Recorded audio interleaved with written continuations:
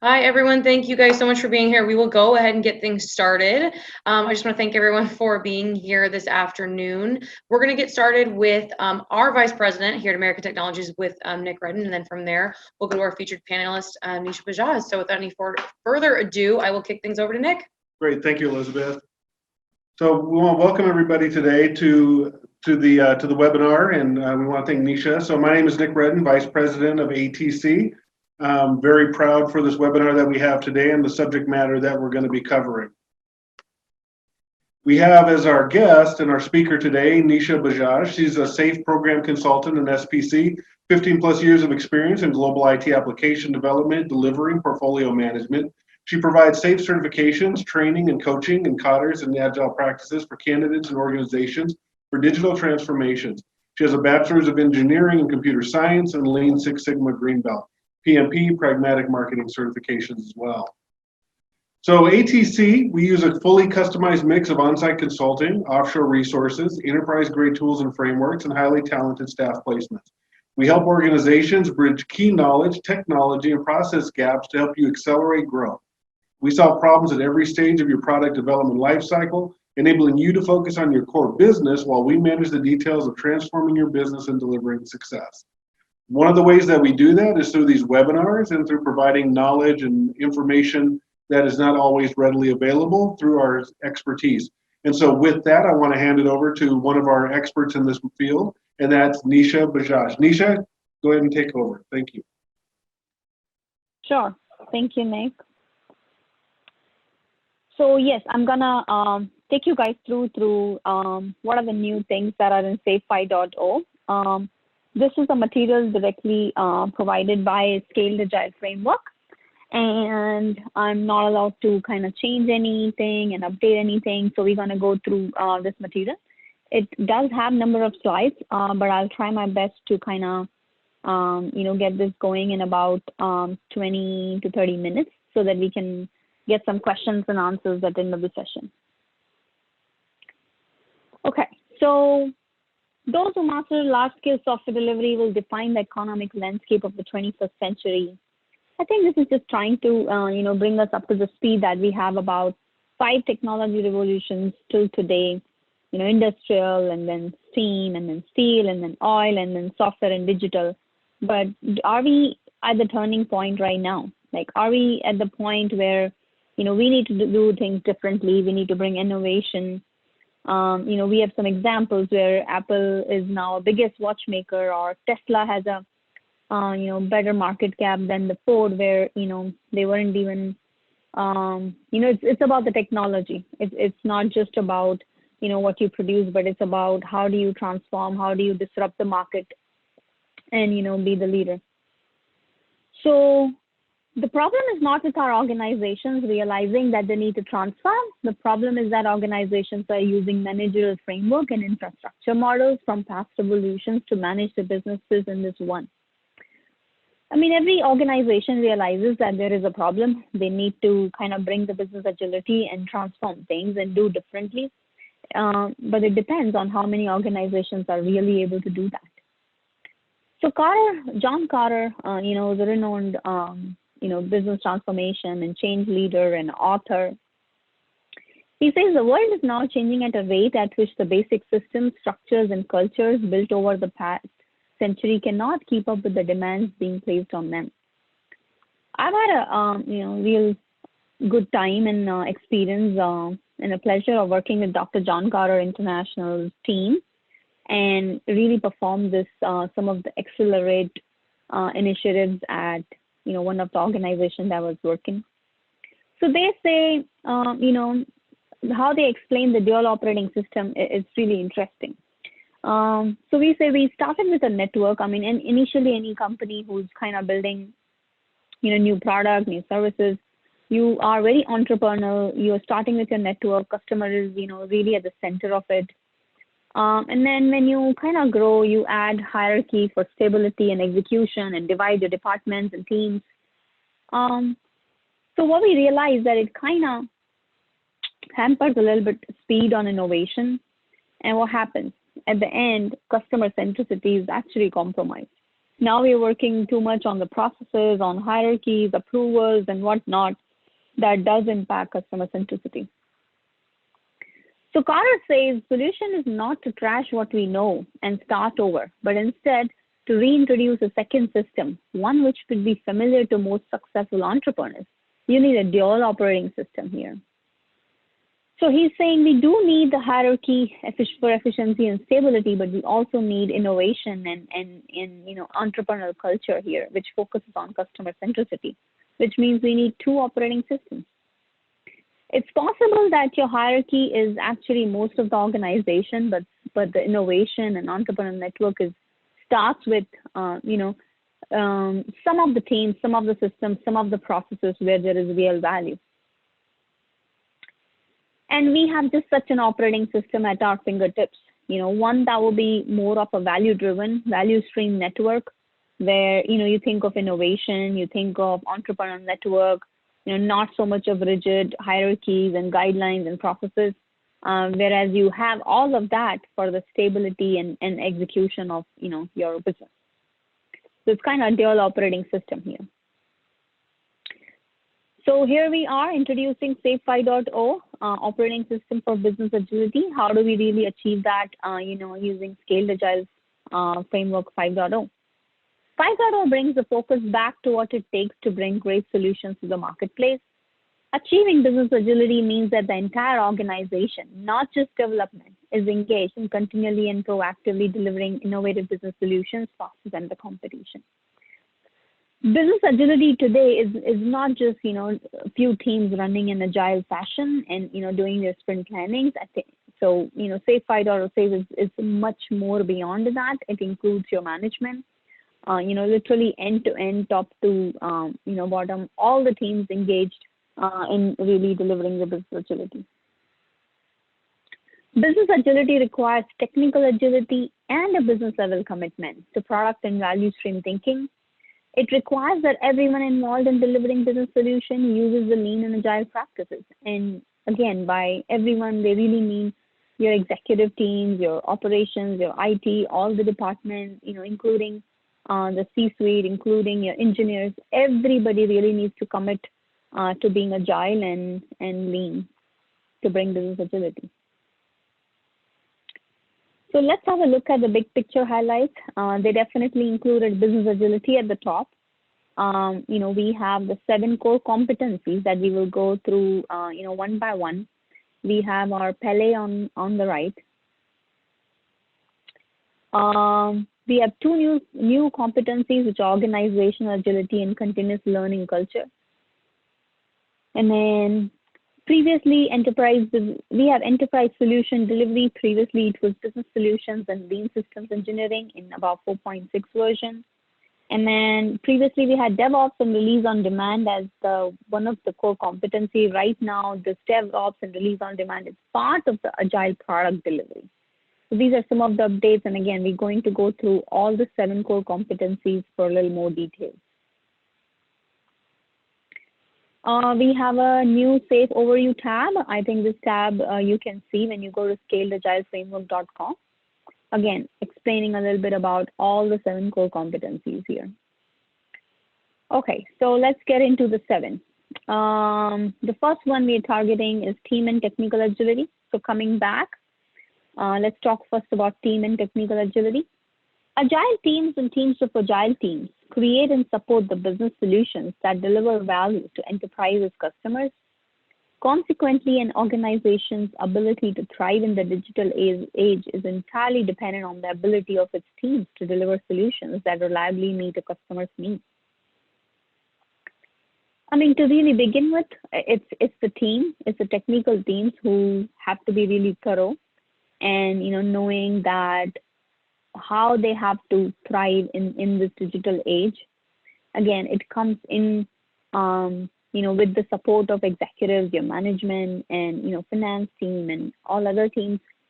But team and technical agility focuses on your technical practices and the team. High-performing cross-functional agile teams, business and technical teams build business solutions with built-in quality. Quality business solutions delight customers. So we have agile teams, teams of agile teams, and built-in quality as 3 areas within team and technical agility. Here they're talking about essential SAFe, which actually combines the team and the program level events.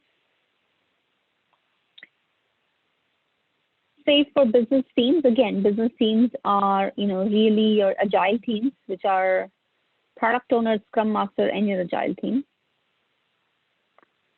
Agile business team maturity. So let's just see how, how you have a flow where your agile business team really gets to a point where, it's now pretty mature in handling business agility.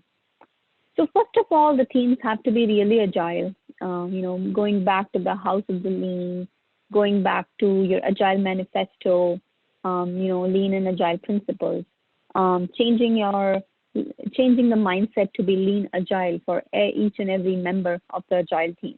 That's clearly the first step in order to achieve maturity. Once you have some of the teams built, you want to kind of expand it to join the value stream.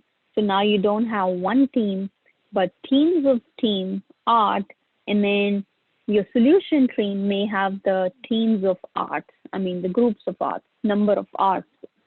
So it's all about more and more teams joining the value stream. And then the third is specialize the principles and practices. This really means expanding it to all other teams, including finance, HR, marketing.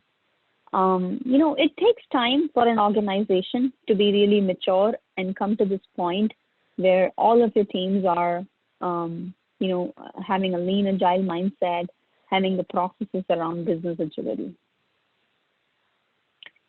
So now we're talking about the second, why agile product delivery.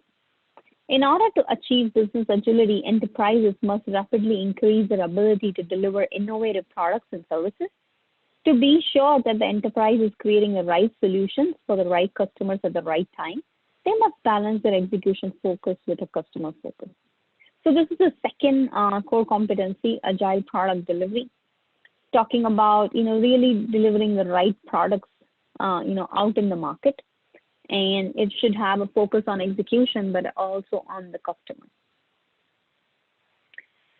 It is again divided into 3 areas: customer centricity, develop on cadence, release on demand, and the DevOps and the continuous delivery pipeline. Customer centricity design thinking is really the center of agile product delivery. One of the reasons why the whole dual operating system exists in SAFe 5.0 because customer centricity was compromised. So how do we really bring back the customer centricity here? So we are saying here, design thinking really helps you get the customer centricity back. And for that, you have to define your problem space and then you define your solution space. When you define your problem space, you really want to just understand the problem. You may want to discover, multiple options. You may have a diverge, options there. You could do it through Gemba walks, by talking to the customers, going on site, knowing from the teams, whatnot. But then you converge. You then define your problem. You then see, what is the exact problem that we are trying to solve here. We could do that through personas and empathy maps. I think it is explained on the next few slides, how we really use personas and empathy maps to define the problem. So once the problem is defined, then you want to develop the solutions. You want to diverge and you want to develop multiple solutions. You want to keep your options open. We could do that through journey maps, story mapping, and prototyping. And ultimately, we converge, we deliver the right solution that is sustainable, it's desirable, it's feasible, it's viable. Persona and empathy maps. Again, persona and empathy maps are used to define the problem. So you definitely want to use some of the tools and techniques, given by SAFe 5.0, which helps, understand the personas, help us understand, your customer better and their problems better. And then, it places us in a position where we can design the solutions better.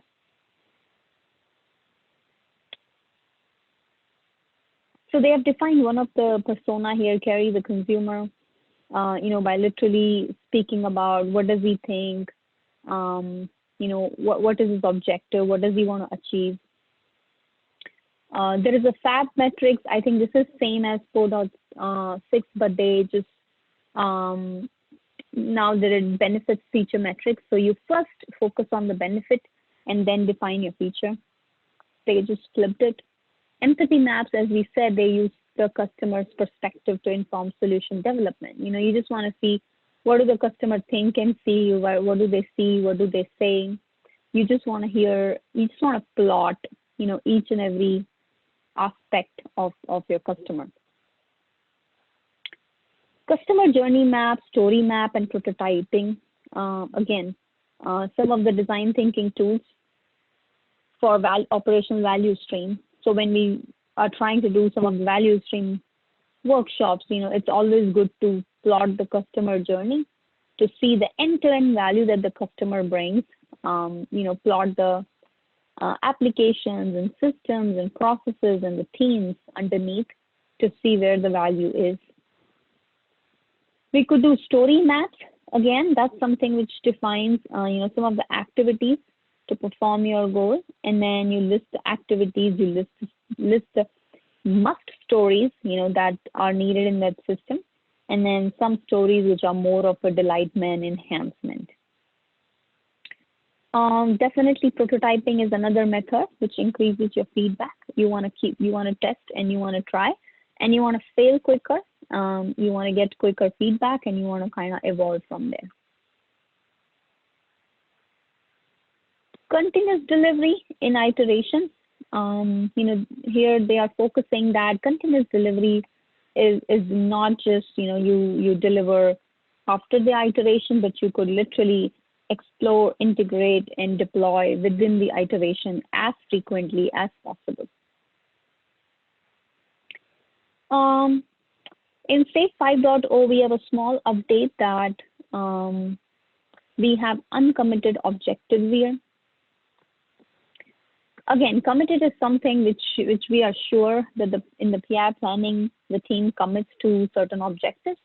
However, uncommitted is you have this calculated in your capacity, but if there is an uncertainty on achieving these objectives, you kind of put it in uncommitted. This just increases your predictability of the delivery. One another point to note is that uncommitted objectives were earlier labeled as stretch objectives until 4.6, and now they changed it to uncommitted. So another core competency is enterprise solution delivery. Humanity has always dreamed big, and scientists, engineers, and software developers then turn those big dreams into reality. That requires innovation, experimentation, and knowledge from diverse disciplines. Engineers and developers bring these innovations to life by defining and coordinating all the activities to successfully specify, design, test, deploy, operate, evolve, and decommission large, complex solutions. Enterprise solution delivery really touches upon some of the aspects of systems thinking. You kind of need to see the whole systems thinking. Even if there are systems solutions that are deployed, they also need to be evolved, with the market changes.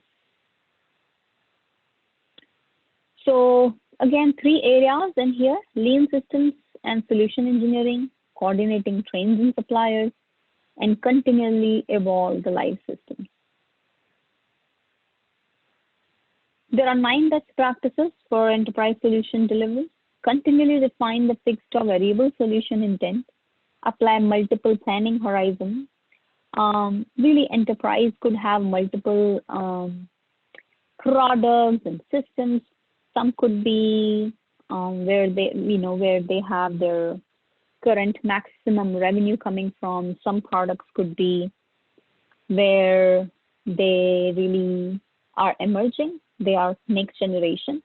There could be Horizon 3, which is not even emerging yet, but that's something where they want to pay attention, and it's probably coming in a few years. So that's the planning of horizon that they are talking about here. You architect for scale, modularity, realizability, and serviceability. Continuously address compliance concerns. Build and integrate solution components and capabilities with arts and solution trains. Apply continuous integration as early as possible again. Manage the supply chain with systems of system thinking. Build a continuous delivery pipeline and evolve your deployed systems. One more competency is lean portfolio management. So let's talk about LPM. Traditional approaches to portfolio management were not designed for a global economy or the impact of digital disruption.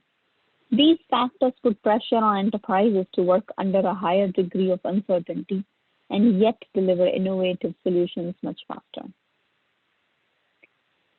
LPM has three areas: strategy and investment funding, agile portfolio operations, and lean governance.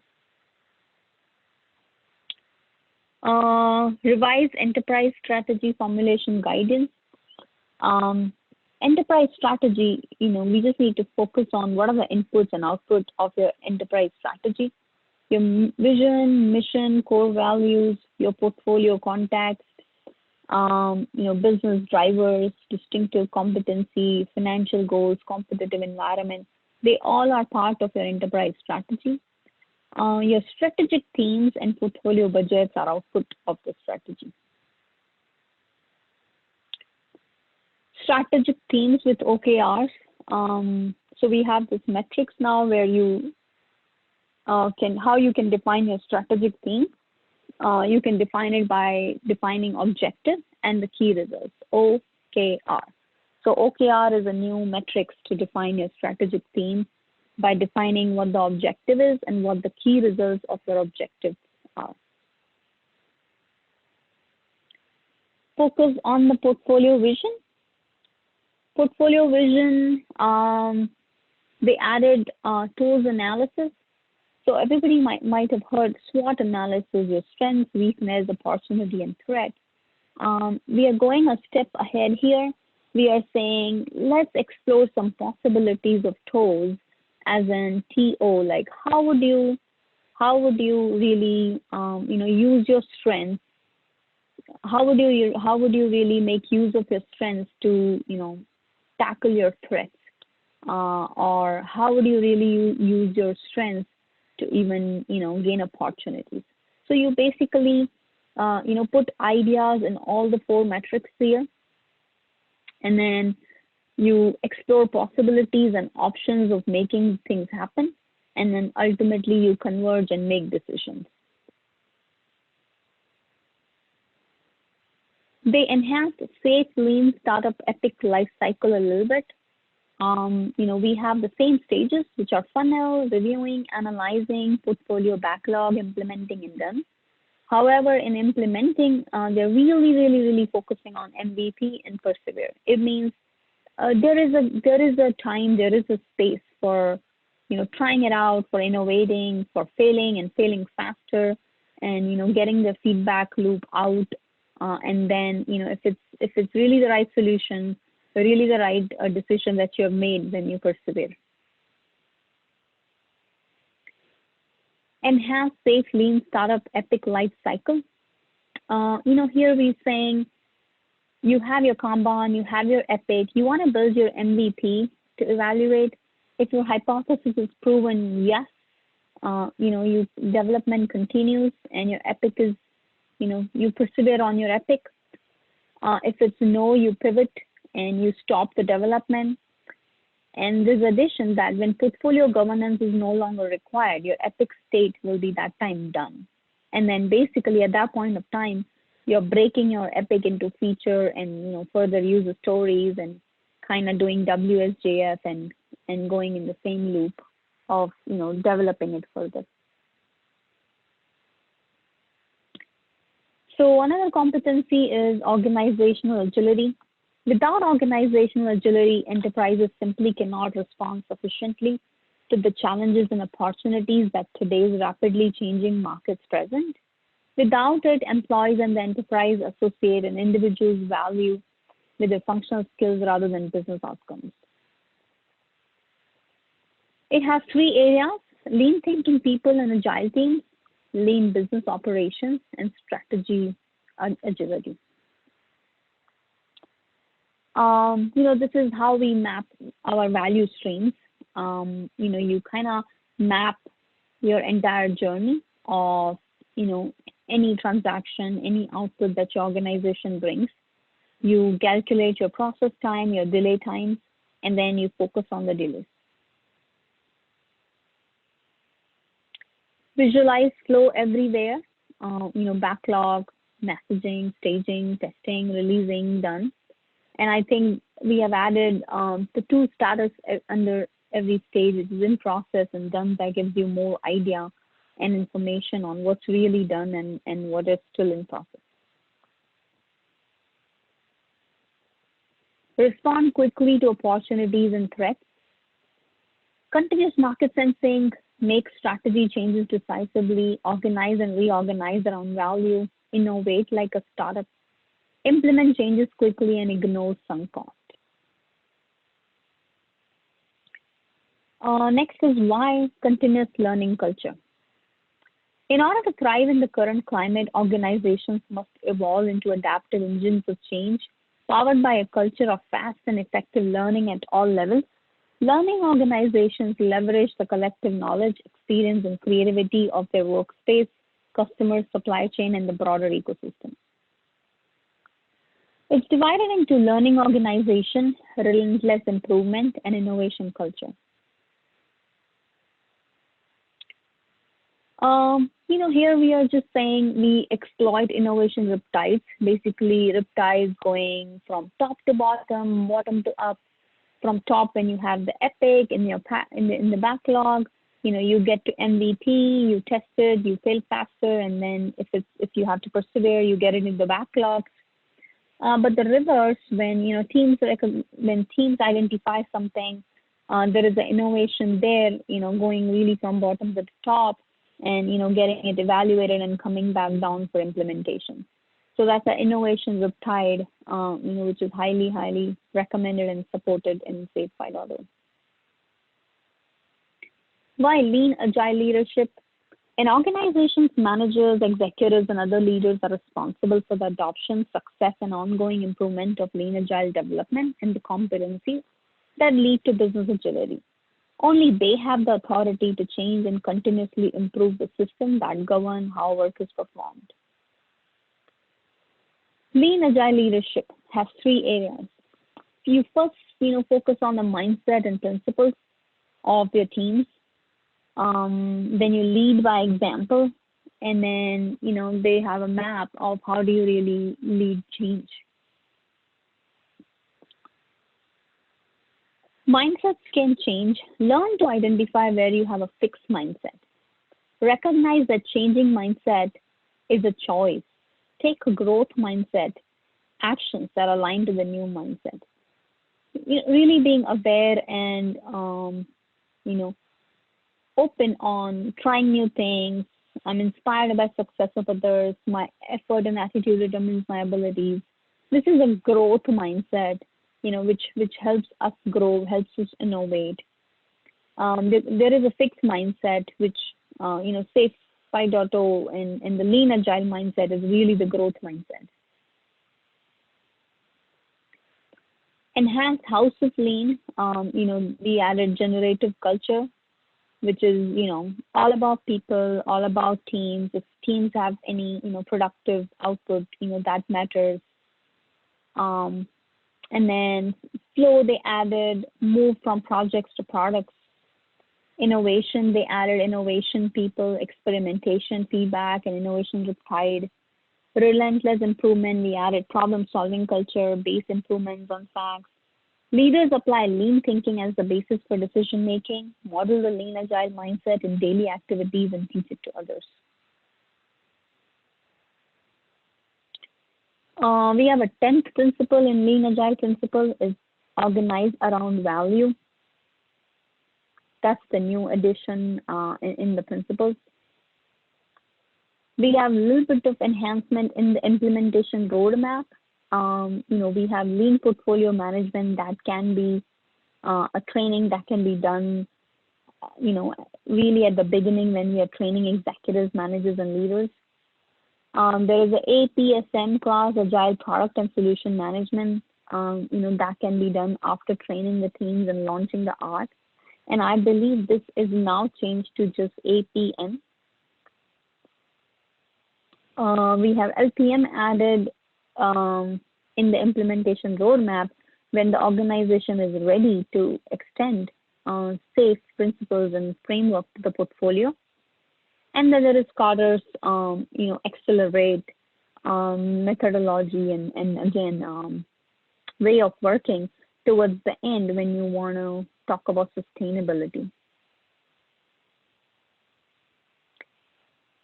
Configurations, we have an essential configuration, which is the basic, the beginning foundation, has lean agile leadership, has team and technical agility, and has agile product delivery as their 3 core competencies. 10 critical art success factors. As you can see, they are labeled. These are the 10 success factors if we want to have a successful, art and a PI planning and a business agility around that. Large solution safe includes the enterprise solution delivery as the competency in the large solution level on top of the essentials. Portfolio safe has 2 competencies, organizational agility and LPM, as 2 added core competencies on top of the 3. Full safe, really has all the 7 core competencies that we just discussed. There's one last topic on measure and grow. So it's on the right side on the scaleagileframework.com. This basically explains how do we really measure the business agility of the organization. If we don't measure, we cannot improve, cannot grow. So it's a really important topic in knowing how we can do it. So measure and grow is a way portfolios evaluate their progress towards business agility and determine their next improvement steps. It's a really, it's basically all your 3 areas in every competency. So 7 core competencies we will measure on the 3 topics that each one had. It's 21 factors on the score of 1 to 5. So you literally map the 21 factors of organization, business agility on the score of 1 to 5, and then you draw the map and basically see how the business agility is it today in an organization. You definitely want to get to the 5. You may have factors where you are 1, where organization is 2, where the organization is 3.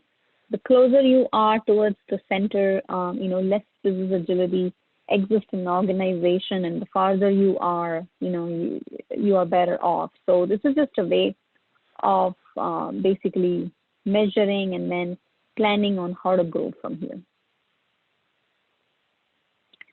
Okay, so this is, end of SAFe 5.0 updates. I think we do have few minutes, and I just want to see if there are any questions, that anyone has, and I will try my best to answer those.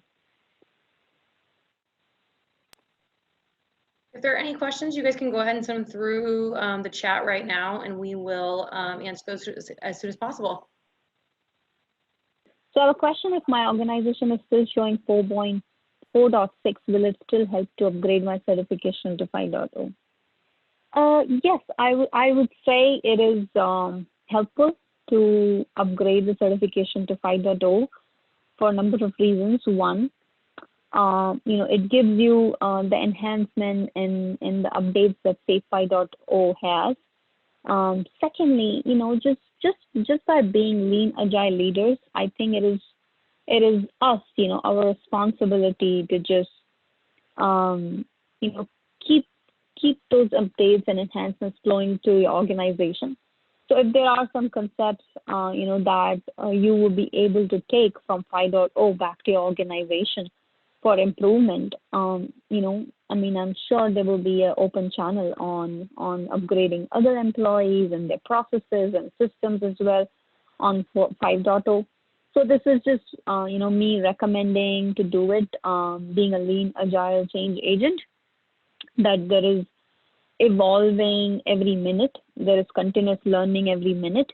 And, it's just about being agnostic to the new changes and updates that are helping other organizations and, definitely would help you too. Great. We'll just give it a second, see if any more questions come in.